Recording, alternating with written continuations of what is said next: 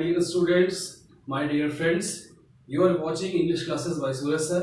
और आज हम लोग फिगर ऑफ स्पीच पार्ट 2 के बारे में बात करेंगे। जी हाँ, सही सुन रहे हैं आप। फिगर ऑफ स्पीच पार्ट 1 के बारे में पहले भी हम लोग डिस्कशन कर चुके हैं।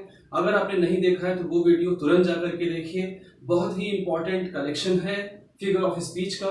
पार्ट 1 में हम लोगों ने 7 फिगर ऑफ स्पीच पढ़ी थी, जिसमें कि simile, metaphor, hyperbole, personification, apostrophe, oxymoron और ओनोमेटोपोइया था। आज हम लोग part of figure of speech part 2 के बारे में बात करेंगे। ये फिगर ऑफ स्पीच बिल्कुल नया है, शायद आप लोगों ने नहीं पढ़ा होगा। अगर पढ़ा भी है तो एक बार आपका रिवीजन हो जाएगा। बहुत ही इंपॉर्टेंट फिगर ऑफ स्पीच है। ज्यादातर पोएम्स में, ज्यादातर पोएटिक लैंग्वेज में इन फिगर्स ऑफ स्पीच का यूज किया जाता है। तो चलिए, without any delay we should start figure of speech part 2। तो इस पार्ट 2 में आपको क्या पढ़ना है? आज हम लोग 9 फिगर ऑफ स्पीच के बारे में स्टडी करेंगे, देखेंगे कि कैसे फिगर ऑफ स्पीच का यूज कहां पर होता है और इसकी डेफिनेशन भी देखेंगे। तो पहला जो फिगर ऑफ स्पीच है आपके सामने वो है एलिट्रेशन, दूसरा है एनाफोरा, तीसरा है एजोनेंस, फोर्थ है अंडरस्टेटमेंट और फिफ्थ है आयरनी, सिक्स है पैराडॉक्स, सेवेंथ है एंटीथेसिस, 8 है आपका सिएशमस और 9 है पन। तो ये सारे के सारे फिगर ऑफ स्पीच बहुत ही इंपॉर्टेंट हैं।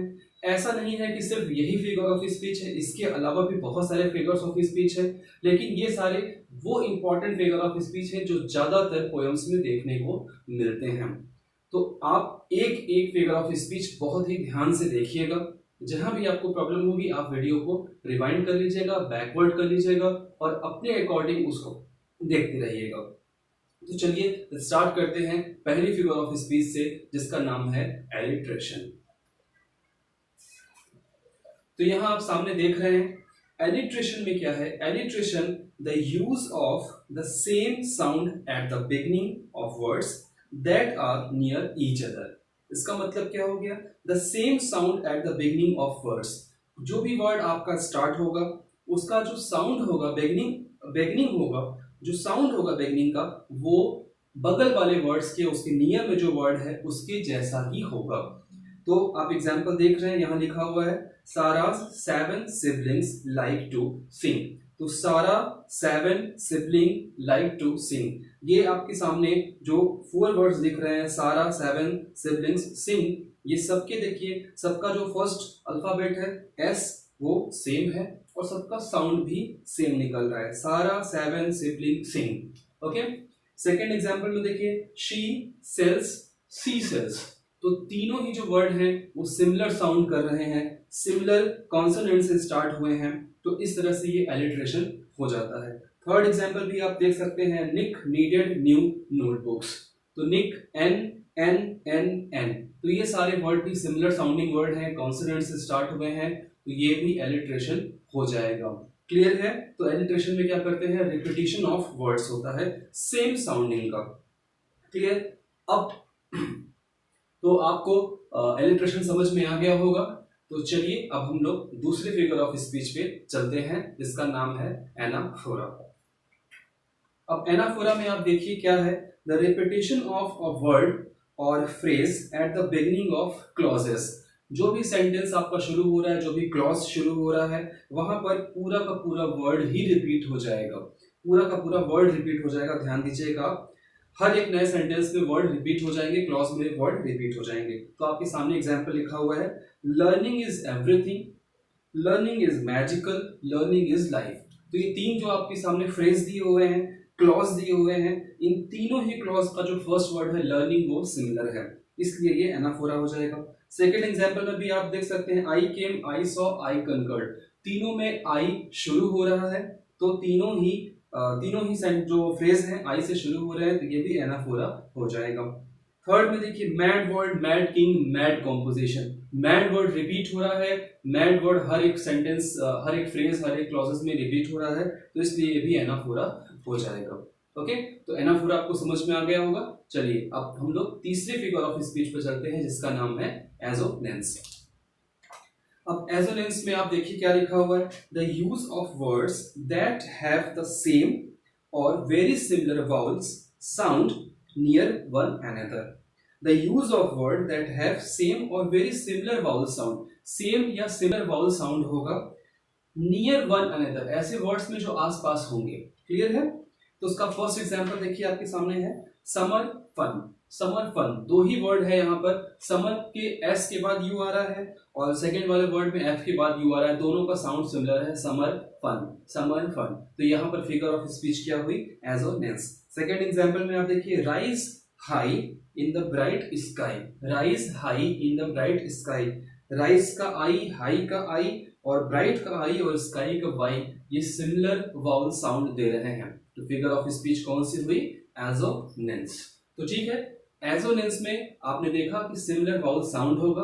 अब एजोनेंस के बाद हम चलेंगे अंडर स्टेटमेंट पे। तो अंडर स्टेटमेंट क्या है, a figure of speech that says less than is intended, opposite of hyperbole. तो अंडर स्टेटमेंट में क्या है, एक ऐसा फिगर ऑफ स्पीच है जो किसी भी सेंटेंस को बहुत ही कम वैल्यू दे रहा है। जिस तरह से आपने हाइपरबोल में देखा था मेरे पिछले वीडियो में, हाइपरबोल में क्या था, किसी भी छोटी मोटी चीज को बहुत बढ़ा चढ़ाकर बहुत बॉम्बास्ट करके बोला जाता था। लेकिन यहाँ पर आप अंडर स्टेटमेंट में क्या देखते हैं, उसी चीज को बहुत छोटी वैल्यू दी जाती है, बहुत ही लेस कहा जाता है, अपोजिट ऑफ हाइपरबोल है। तो इसका एग्जाम्पल आपके सामने है, इट्स जस्ट अ स्क्रैच, लिखा हुआ है इट्स जस्ट अ स्क्रैच, जबकि ये किसको बोला जा रहा है, referring to a large dent, किसी बहुत बड़े डेंट को, किसी बड़े डेंट को जहां ज्यादा खरोच लग गई है उसको सिर्फ बोला जा रहा है इट्स जस्ट अ स्क्रैच। जैसे हम लोग कॉमनली भी बोलते हैं अरे ये तो बहुत छोटी सी बात है, जबकि बहुत बड़ी बात होती है। सेकंड एग्जांपल में देखिए, it was interesting, it was interesting, जबकि ये इंटरेस्टिंग किसको कहा जा रहा है, referring to a bad experience, किसी खराब एक्सपीरियंस को इंटरेस्टिंग बोला जा रहा है। जैसे आप कोई बहुत ही बेकार सी मूवी देख करके आते हैं और कोई आपसे पूछता है भाई कैसी मूवी थी, तो आप बोलते हैं बहुत अच्छी मूवी थी, इंटरेस्टिंग मूवी थी, जबकि वो मूवी बहुत खराब होती है। तो इस तरह के केसेस में जो फिगर ऑफ स्पीच होती है वो होती है अंडर स्टेटमेंट। ओके, क्लियर है? चलिए अब हम लोग नेक्स्ट फिगर ऑफ स्पीच पे चलेंगे जिसका नाम है आयरनी। अब इसमें आपको देखना है क्या है, use of words that mean the opposite of what you really think, especially in order to be funny. तो वर्ड्स का ऐसा यूज करना, वर्ड्स का ऐसा यूज करना जिसकी मीनिंग अलग हो, जो अपोजिट मीनिंग देता हो, खास करके हम मजाक के मूड में ऐसा करते हैं। कोई ऐसा सेंटेंस, कोई ऐसा स्टेटमेंट जो हम अपोजिट, आप कह सकते हैं एक तरह से ये व्यंग है। जब हम व्यंग बोलते हैं, कमेंट करते हैं किसी पर, तो वहां पर आयरनी फिगर ऑफ स्पीच होती है। चलिए अब इसका एग्जांपल देखते हैं। तो फर्स्ट एग्जांपल है इसका, she is a great singer who sings like a crow. अब यहाँ देखिए उसको ग्रेट सिंगर बोला जा रहा है, फिर कहा जा रहा है तो कौवे की तरह बहुत अच्छा गाना गाती है। तो कौवे की तरह बहुत अच्छा गाना कैसे गाएगी भाई, तो यहाँ पर उसको कमेंट किया जा रहा है, व्यंग किया जा रहा है, तो यहाँ फिगर ऑफ स्पीच हो गई आयरनी। सेकेंड एग्जाम्पल में देखिए, the Titanic was said to be unsinkable. Titanic को अनसिंकेबल कहा गया था, लेकिन अब वो अपने पहले ही वॉयज में डूब गई, but sank on its first voyage. तो ये इस तरह से एक ही सेंटेंस में फनी बनाने के लिए, कमेंट करने के लिए, व्यंग करने के लिए इस फिगर ऑफ स्पीच का यूज किया जाता है। तो आयरनी आप समझ गए होंगे, आयरनी व्यंग, एक इसको आप हिंदी में व्यंग्यात्मक अलंकार भी कह सकते हैं। पूरी तरह से ये व्यंग बोलता है। जब भी हम किसी को व्यंग बोलते हैं, कमेंट करते हैं, तो वहाँ आयरनी फिगर ऑफ स्पीच होती है। तो चलिए अब हम लोग अपने नेक्स्ट फिगर ऑफ स्पीच में चलते हैं जिसका नाम है पैराडॉक्स। पैराडॉक्स में क्या होता है, in which a statement appears to contradict itself.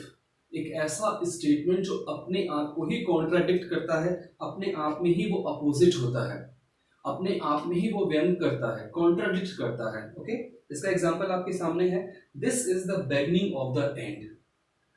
This is the beginning of the end. देखिए यहाँ पर बिगिनिंग भी बोल रहे हैं, एंड भी बोल रहे हैं, ये तो शुरुआत है, अंत की शुरुआत है। अक्सर आप मूवीज में देखते हैं जहां पर मूवी फिनिश होती है तो वहां पर लिख कर आता है beginning of the end. Okay, तो ये यहाँ फिगर ऑफ स्पीच कौन सी होगी, पैराडॉक्स हो जाएगी। सेकेंड एग्जाम्पल में देखिए, some day you will old enough to start reading fairy tales again. एक ऐसा दिन आएगा जब तुम इतने बूढ़े हो जाओगे कि तुमको फेरी टेल्स, परियों की कहानी फिर से सुननी पड़ेगी। तो ये फिगर ऑफ स्पीच कैसा हो गया, पैराडॉक्स हो गया। तो पैराडॉक्स क्या करता है, पैराडॉक्स अपने आप में ही कॉन्ट्राडिक्ट करता है, अपने सेंटेंस को ही कॉन्ट्राडिक्ट बना देता है। ओके, तो ठीक है, चलिए अब हम लोग नेक्स्ट फिगर ऑफ स्पीच पे चलते हैं जिसका नाम है एंटीथेसिस। ओके, अब एंटीथेसिस में क्या है आपके सामने लिखा हुआ है, a striking opposition of words और sentiments is made in the same sentence. Striking opposition of words और sentiment, किसी सेंटिमेंट को, किसी वर्ड को स्ट्राइक किया जा रहा है, अपोज किया जा रहा है।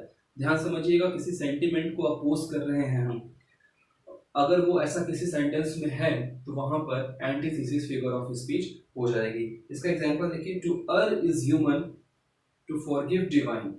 एरर मीन्स क्या होता है, गलती करना, यानी इंसान गलती करता है और ऊपर वाला उसको माफ कर देता है। सेकंड एग्जांपल देखिए, many are called but few are chosen. बहुत लोगों को बुलाया गया लेकिन कुछ ही लोगों को चूज किया गया। तो ये सेंटेंस एक सेंटिमेंट को अपोज कर रहा है, एक स्टेटमेंट को अपोज कर रहा है, अपने ही शब्दों को अपोज कर रहा है। पहले वो सही बोलता है और फिर उसका अपोजिट बोलता है। तो इस तरह के सेंटेंस में फिगर ऑफ स्पीच होती है एंटीथेसिस। क्लियर है? चलिए अब नेक्स्ट फिगर ऑफ स्पीच पे हम लोग चलते हैं। हमारा नेक्स्ट फिगर ऑफ स्पीच है सियाशमस। सियाशमस में क्या है देखिए, a statement consisting of two parallel parts in which the second part is structurally reversed. तो दो पैरेलल पार्ट्स होंगे, दो एक जैसे पार्ट होंगे, लेकिन जो सेकंड पार्ट होगा वो पहले वाले को रिवर्स कर रहा होगा, यानी पहले वाले का उल्टा होगा।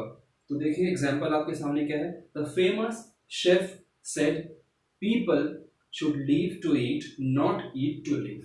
तो किसी फेमस शेफ ने कहा है कि लोगों को should live to eat, जिंदा रहने के लिए खाना चाहिए, न कि खाने के लिए जिंदा रहना चाहिए। ये उदाहरण बहुत ही कॉमन सा एग्जांपल है। तो फर्स्ट सेंटेंस, सेकंड सेंटेंस, जो सेकंड सेंटेंस है वो रिवर्स हो गया है फर्स्ट का। सेकंड एग्जांपल में देखिए, but many who are first will be last and the last will be first. Okay, clear है? फर्स्ट वाले सेंटेंस को ही सेकंड वाले पार्ट में रिवर्स कर दिया गया है। तो ऐसी कंडीशन में जो फिगर ऑफ स्पीच बनती है वो बनती है सियाशमस। क्लियर? अब हमारा जो लास्ट फिगर ऑफ स्पीच है वो है पन। पन बहुत ही इंपॉर्टेंट फिगर ऑफ स्पीच है। तो चलिए आइए देखते हैं इसमें क्या है। A play on words which sound the same or similar which is usually used for comic effect. Play on words, शब्दों का खेल है, which sound the same, same या सिमिलर साउंड करता है, लेकिन इसको कॉमिक इफेक्ट के लिए यूज किया जाता है, कॉमेडी के लिए यूज किया जाता है। आपके सामने एग्जांपल है देखिए, why did the spider go to the computer? Why did the spider go to the computer? और आगे लिखा हुआ है to check his website। तो देख रहे हैं स्पाइडर कंप्यूटर के पास क्यों गया, और फिर लिखा हुआ है उसके आंसर में कि अपनी वेबसाइट चेक करने गया। तो ये शब्दों का खेल है, कॉमिक इफेक्ट के लिए इसको यूज किया जा रहा है। सेकंड एग्जांपल देखिए, the only date that is a command. सिर्फ एक डेट ऐसी जिसमें कमांड लुक आता है वो क्या है, मार्च 4th। मार्च का मतलब आप जानते हैं परेड करना, और 4th का मतलब होता है आगे। तो डेट भी हो गई और एक कॉमेडी भी हो गई। तो इस तरह से देखा आप लोगों ने ये सारे फिगर ऑफ स्पीच कितने इंपॉर्टेंट हैं। सभी फिगर्स ऑफ स्पीच अपने में बहुत खास वैल्यू रखते हैं, और लगभग हर पोएम में आपको इनमें से कोई ना कोई एक फिगर ऑफ स्पीच जरूर मिल जाएगा। तो हर लेवल के प्रिपरेशन के लिए 10th में, 11th में, 12th में, या अगर आप किसी कंपटीशन लेवल की तैयारी कर रहे हैं तो उसमें ये फिगर ऑफ स्पीच बहुत ही इंपॉर्टेंट रोल प्ले करते हैं। तो उम्मीद है आप इस वीडियो को पूरा देखेंगे, पूरा पढ़िएगा, पूरा समझिएगा। अपनी प्रॉब्लम को आप कमेंट में लिख करके जरूर पूछिएगा। मेरे दोनों ही वीडियो पार्ट 1 और पार्ट 2 ये दोनों ही बहुत इंपॉर्टेंट है, दोनों को ही आपको पढ़ना है। आप एक बार दोनों अगर पढ़ लेंगे तो फिगर ऑफ स्पीच आपकी मुट्ठी में हो जाएगा। बहुत ही इजी तरीके से, इजी लैंग्वेज में मैंने बताने की कोशिश की। फिर भी अगर आपको कहीं प्रॉब्लम हो जाती है तो आप कमेंट में लिखकर जरूर बताइए। और जी हाँ, अगर पसंद आया है तो आप जानते हैं क्या करना है, शेयर करना है, लाइक करना है, कमेंट करना है। और अगर अभी तक आपने सब्सक्राइब नहीं किया तो इंतजार किस बात का, सब्सक्राइब करिए ताकि नेक्स्ट क्लास आपको सबसे पहले मिल जाए। तो मिलते हैं अगली क्लास में, तब तक के लिए जय हिंद।